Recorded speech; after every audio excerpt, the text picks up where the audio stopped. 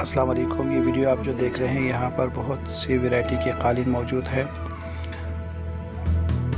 اور دسترخوان بھی ہے ہاتھ کے بنے ہوئے، اور ترکی اور پاکستانی اور جو ہے نا اور ممالک کے سارے قالین اور ساری سائز اور ساری کلر موجود ہے۔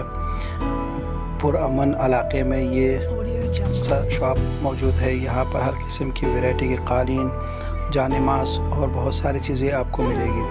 جس کو بھی چاہیے وہ الاسف اسکوائر سوراب گوٹ میں آ کے یہاں سے یہ قالین وغیرہ پرچیز کر سکتے ہیں بالکل سکون سے۔ جو کلر آپ کو چاہیے انشاءاللہ مل جائے گا، جو سائز آپ کو چاہیے وہ انشاءاللہ یہاں سے مل جائے گے۔